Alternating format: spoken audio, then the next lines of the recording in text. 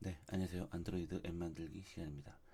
이번 시간에는 디지털 액자라는 것을 간단히 구현을 해볼 건데 이번 시간은 좀 그렇게 쉽지 않은 예, 좀 쉽지 않은 학습이고요. 뭐 이전에 학습들도 뭐 어려우셨다면 어려운데 요거는 어, 좀 더 많이 좀 학습이 좀 필요한 부분이고 좀 이해도 많이 필요한 부분입니다. 그래서 뭐 쉽게 이거를 뭐 금방 이해한다는 것보다는 이렇게 해서 뭐 이렇게 해서 이렇게 돌아가고 애니메이션을 통해서 뭐 사진들이 이렇게 보여주는구나.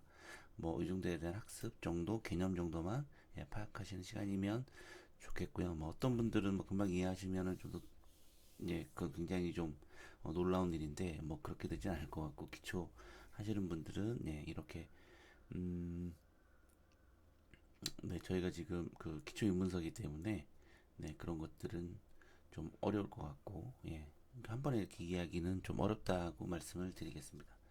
그냥 개념 정도만 파악하시고 나중에 좀 기회가 됐을 때 이런 것도 한번 만들어 보시면 좋을 것 같습니다. 그러면 그 디지털 액자 한번 실행을 한번 해보도록 하겠습니다.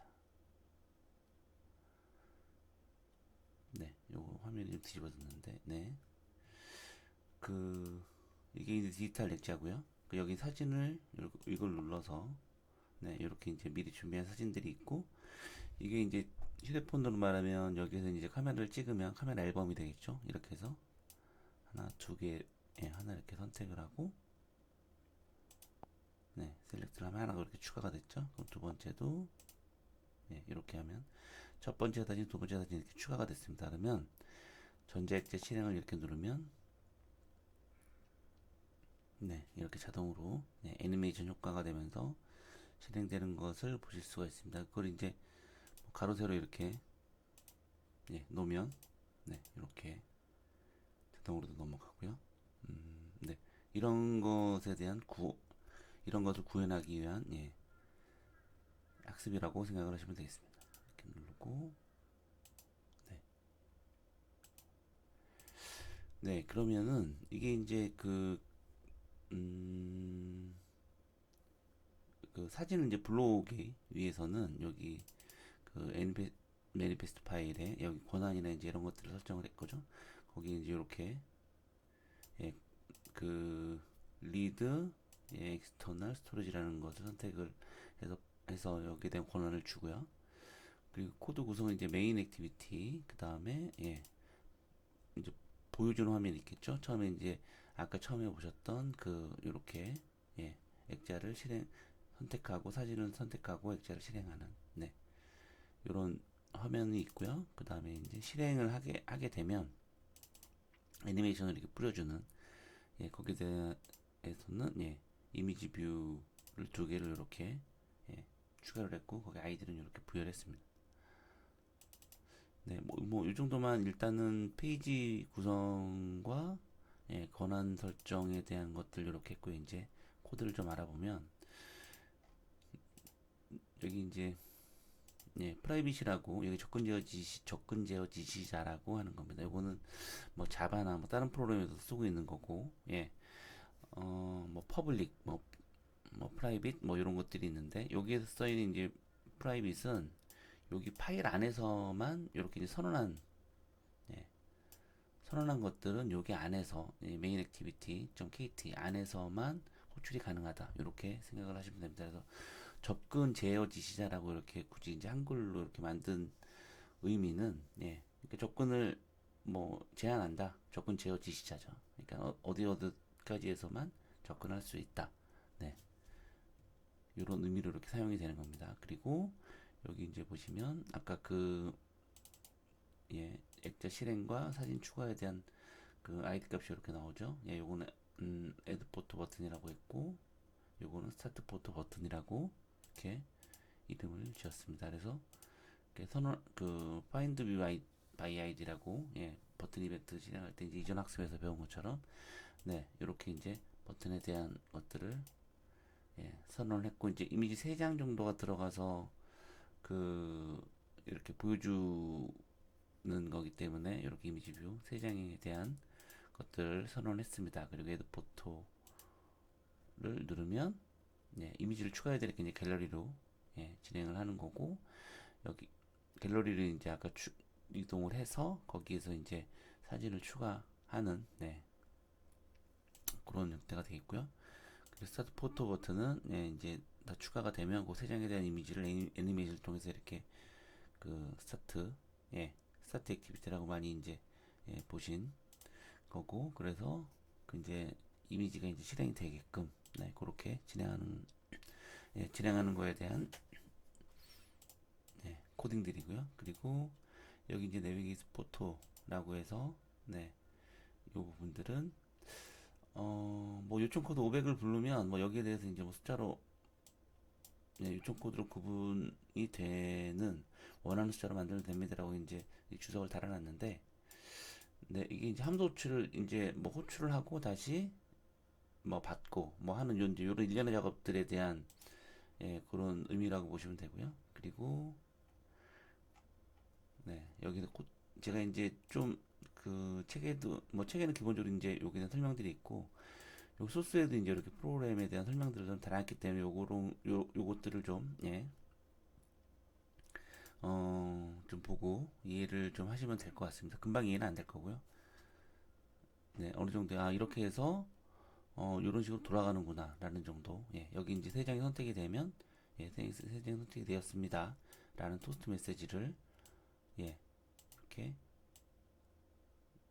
랭스롱이라는 게 있고 그 다음에 뭐 쇼트롱 이렇게 짧게 한번 띄워주고 뭐 금방 들어갈 거냐 아니면 띄워주고 좀 천천히 사라질 거냐라는 거에 대한 예, 세 장 선택에 대한 이미지 선택을 했을 때 이에 대한 처리할 수 있는 코드라고 생각을 하시면 되겠습니다. 그리고 이 포토 프레임 액티비티는 네,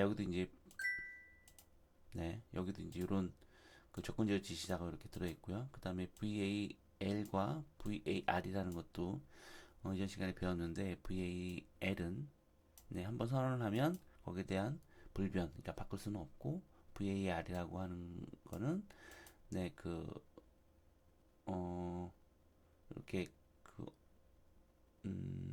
바뀔 수가 없는 한번 선언을 하면 네, 데이터가 바뀔 수가 없는 게 VAL이고 바뀔 수가 있는 게 VAR이라고 이렇게 예, 학습을 예, 한 것으로 기억하시면 되겠습니다. 네, 그리고 이제 코딩들이 이렇게 쭉 나열이 되고요. 네, 그리고 이제 쭉 거기에 설명들을 한번 참조해서 보시면 되고, 이 부분은 이제 애니메이션에 대한 사진 한 장 나오면 뭐 두 장 나오고 세 장 나오고 이렇게 세 장들이 계속 이렇게 순환 구조로 돌아가는데 그렇게 애니메이션들이 나오죠. 이제 거기에 대한 페이드 아웃 페이드 인처럼 이렇게 사라지고 이렇게 하는 것들에 대한 예, 코딩이라고 보시면 됩니다. 그리고 여기 보면 타이머는 이제 뭐그 시간이 이렇게 딱 어느 정도의 인트로 화면 할 때도 좀 설명했었는데 타이머가 이제 시간 어느 정도 되면 또 사라지고 네, 이런 것들에 대한 함수다라고 생각하시면 되고 네, 그다음에 이제 화면이 이제 여기 나타나고 이제 사라지고 뭐 종료되고 하는 것들에 대한 선언입니다. 이제 뭐 온 스타트, 온 스탑, 예, 온 디스트로이. 여기 이제 그 안드로이드에 대한 기본적으로 앱들이 이제 실행을 해서 뭐 사라지는 것들에 대한 일련의 프로세스들이 이런 식으로 구성이 되어 있고요. 예, 온스탑, 그다음 온 디스트로이, 네, 이런 식으로 해서 애니메이션을 통한 예, 사진 액자가 예, 이렇게 실행이 되는 구조라고 보시면 되겠습니다. 다시 한번 이렇게 실행을 해보면 네, 여기 그 화면 좌우 이렇게 예, 회전할 수가 있고요. 그 사진을 그러니까 사진을 추가를 하고 여기 이제 이미지 세 장을 이렇게 나열을 하고 그 다음에 전자액자를 실행을 하면 네, 거기에 대한 그 예, 요건 이제 이미지가 없어서 네, 이렇게 한다는 거고 사진을 추가를 하면 네, 사진을 추가를 하면 이제 볼 수가 있는 거다라고 생각을 하시면 되겠다. 다시 한번 실행을 하면 네, 여기 우리가 이렇게 눌러서 사진을 이렇게 추가를 하죠. 네, 이렇게 해서 전자액자를 실행을 하면 네, 이렇게 자연스럽게 애니메이션을 통해서 세 장에 대한 이미지들을 볼 수 있다. 좀 더 디테일한 부분들은 여기 이제 이미지가 이게 사진 액자이기 때문에 네, 이미지 사이즈가 이제 각자 다를 거 아니에요. 뭐 그것들은 자동으로 이렇게 이미지를 맞춰주는 네, 이런 기능도 추가를 하면 전체적으로 이제 꽉 찬 이미지가 예, 그 사진 액자를 실행할 수 있는 약간 좀 개선된 그런 것들을 추가할 수가 있겠죠. 그러니까 이미지들을 여기 지금 보면 네, 절대적으로 지정된 값이 아니라 이미지 사이즈에 대별로 이렇게 비율대로 나오기 때문에 이런 것들을 좀 수정을 하면 전체 액자 프레임 구조로 가질 수 있는 그런 액자도 만들 수 있다. 네, 그건 이제 일종의 코드 추가가 좀 필요한 부분이다. 네, 이렇게 말씀을 드리겠습니다. 그래서 지금까지 안드로이드 스튜디오에 대한 음, 안드로이드 스튜디오를 이용을 해서 앱 만들기를 여러 가지 예제를 통해서 한번 알아봤는데, 네, 뭐 쉬운 것도 있고 어려운 것도 있고 저도 이해가 안 가는 것들도 있을 겁니다. 그러면 우리가 이제 코틀린과 같이 그 안드로이드 스튜디오도 한번 그 예제나 이런 것들을 보시면서 학습을 하시는 게 좀 더 그 지루하지 않고 학습에 많이 도움이 될 거라고 생각을 합니다. 네, 그래서 뭐 이전 시간에도 말씀을 드렸지만 코틀린을 프로그램을 어차피 이거 지금 앱 만들기는 다 코틀린으로 돼 있어서 코틀린을 뭐 정독을 해서 다 한 다음에 난 안드로이드 스튜디오를 통해서 앱 만들기 공부할 거야. 네, 이런 거는 좀 무리가 있고요. 네, 왜냐하면 그렇게 하면 재미도 없고 사실 코틀린도 언어이기 때문에 다양한 분야들이 있습니다. 그래서 그 예제에 쓰였던 부분들, 그 다음에 필수적인 사항들, 뭐 기본적인 사항들, 네, 이런 것들을 좀 같이 공부를 해가면서 안드로이드 스튜디오를 통한 앱 개발을 학습을 하셔야지 뭐 프로그램만 계속 이렇게 보고 하는 것들은 좀 아닌 것 같습니다. 프로그램을 다 학습을 한 다음에 안드로이드 스튜디오를 공부할 거야. 네, 이런 거는 좀 아닌 것 같습니다. 그래서 계속 꾸준히 공부하시고 학습하시고 뭐 문의사항 있으면 메일 주시면 최대한 시간이 나는 대로 답변을 드리도록 하겠습니다. 네, 이상 안드로이드 스튜디오를 통한 앱 만들기 학습을 마치도록 하겠습니다. 감사합니다.